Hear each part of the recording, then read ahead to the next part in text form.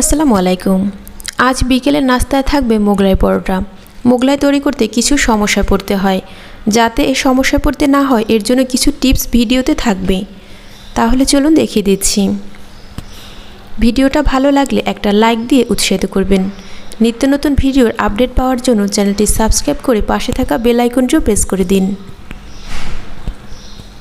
তাহলে চলুন শুরু করে দিচ্ছি। মোগলাই তৈরি করতে 1 কাপ ময়দার সাথে স্বাদ মতো লবণ দিয়ে দিচ্ছি আর 1 টেবিল চামচ দিয়ে দিচ্ছি রান্না করার সয়াবিন তেল। 1 কাপ ময়দার জন্য এখানে 1 থেকে 1.5 টেবিল চামচের মতো তেল ব্যবহার করা যাবে। হাতের সাহায্যে ডলে ডলে লবণ আর তেলটা ভালোভাবে মিশিয়ে নিতে হবে। এই কাজটা একটু সময় নিয়ে করতে হবে যাতে তেলটা সমস্ত ময়দার সাথে ভালোভাবে মিশে যায়। এই মিশিয়ে নেওয়ার কাজটা শেষ হয়ে গেলে রুমের স্বাভাবিক তাপমাত্রায় থাকা পানি নিয়ে অল্প অল্প করে দিয়ে একটা ডো তৈরি করতে হবে। সাধারণত আমরা যেভাবে রুটি বা পরোটা তৈরি করি তার থেকে এই ডোটা কিছুটা নরম হবে। অল্প অল্প করে পানি দিয়ে ডোটা তৈরি করবেন যাতে কোনোভাবে ডোটা একেবারে বেশি না নরম হয়ে যায়। কমপক্ষে 30 মিনিটের জন্য ঢাকনা দিয়ে রেস্টে রেখে দিতে হবে। এই কাজটা কিন্তু অনেক বেশি জরুরি, তাহলে ডোটা ভালোভাবে সেট হয়ে যায় আর সফট হয়ে যায়। 30 মিনিট পরে ডোটা কিন্তু খুব ভালোভাবে সফট হয়ে গেছে আর খুব ভালোভাবেই সেট হয়ে গেছে। হাতের সাহায্যে ভালোভাবে মসৃণ করে ডোটা আবারও মথে নিতে হবে। এখানে যতটুকু ডো আছে এই পরিমাণ ডো দিয়ে দুইটা মোগলাই পরোটা তৈরি করতে পারবেন। আমি এখানে একটা করে দেখিয়ে দিচ্ছি।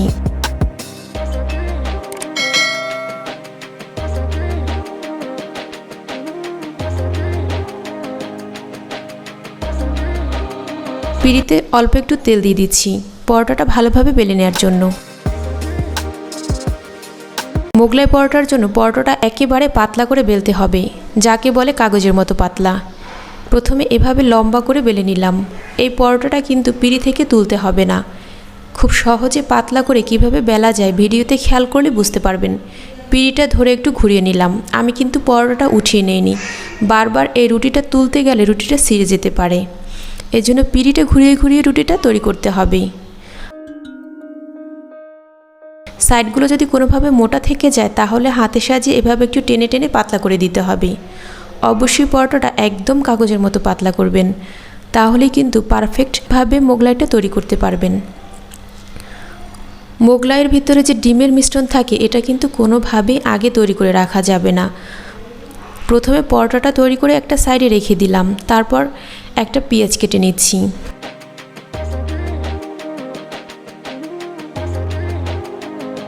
আপনি আপনার পছন্দ মতো আরও যে কোনো কিছু এর সাথে যোগ করতে পারেন।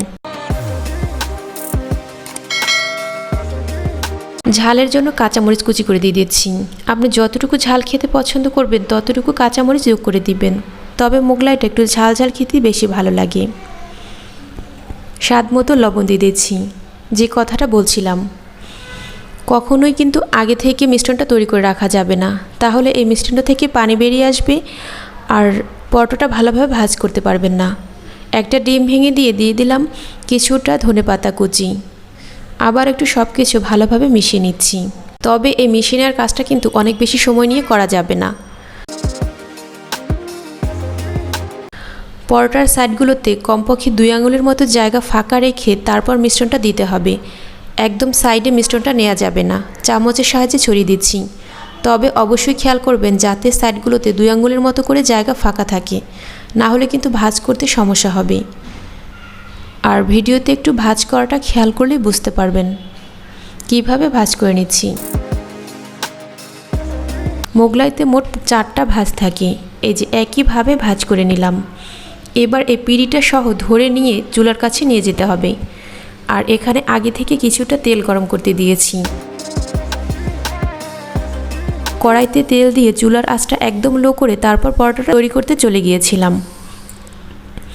একদম পিঁড়িটা ধরে নিয়ে আসতে হবে, কোনোভাবে পরোটাটা উঠে নিয়ে আসবেন না, তাহলে কিন্তু মিশ্রণটা বেরিয়ে যাওয়ার সম্ভাবনা থাকবে।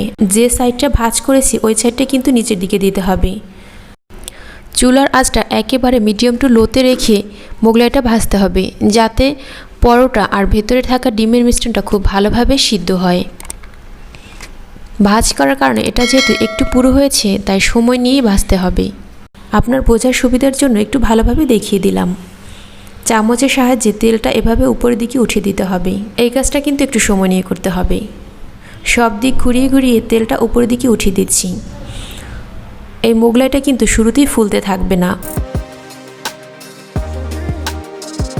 ভিতরে ডিমটা আস্তে আস্তে সিদ্ধ হতে থাকবে আর মোগলাইটা কিন্তু ফুলতে থাকবে। আর এই মোগলাইটা ভালোভাবে ফোলার জন্য এই তেলটা উপরের দিকে উঠিয়ে দেওয়ার কাজটা কিন্তু অনেক বেশি জরুরি। তাই অবশ্যই কিন্তু এই কাজটা করে নেবেন। পার্থক্যটা একটু খেয়াল করলেই বুঝতে পারবেন। আমি যে সাইডগুলোতে তেল উঠিয়ে দিয়েছি ওই সাইডগুলো কিন্তু খুব সহজেই ফুলে গেছে। মোগলাইটা উল্টিয়ে নেওয়ার জন্য 2টা চামচ ব্যবহার করবেন, না হয় কিন্তু তেলটা গায়ে এসে লাগতে পারে। আর সাইডগুলো ভালোভাবে ভাজার জন্য 2টা চামচের সাহায্যে এভাবে কয়েক সেকেন্ড করে ধরে রাখবেন, তাহলে কিন্তু চারপাশে ভালোভাবে ভেজে নেওয়া যাবে। এখানে যেহেতু দোকানের থেকে তুলনামূলক কিছুটা কম তেল ব্যবহার করেছি, এই জন্য এই স্টেপটা এভাবে করে নিতে পারেন, যাতে মোগলাইয়ের সবগুলো সাইড ভালোভাবে ভেজে নেওয়া যায় আর ভালোভাবে কালার করে নেওয়া যায়। মোগলাইয়ের সবগুলো সাইড ভালোভাবে ভেজে নেওয়া হয়ে গেলে খুব ভালোভাবে তেল ঝরিয়ে উঠিয়ে নিচ্ছি। এখানে সার্ভিং প্লেটে একটা লেখালেখির কাগজ দিয়েছি। যদি আপনার কাছে টিস্যু পেপার না থাকে তাহলে কাগজ দিয়ে নেবেন, কাগজ কিন্তু এক্সট্রা তেলটা শুষে নেবে। কিছুটা পেঁয়াজ কুচি আর কাঁচামরিচ দিয়ে মোগলাইটা পরিবেশন করেছি। আপনি চাইলে আপনার পছন্দ মতো যে কোনো সস দিয়ে এই মোগলাইটা পরিবেশন করতে পারেন। মোগলাই খেতে ইচ্ছে করছে কিন্তু দোকানে যাওয়ার অপশন নেই, কি করবেন? খুব সহজে বাসায় এভাবে মোগলাইটা তৈরি করতে পারবেন।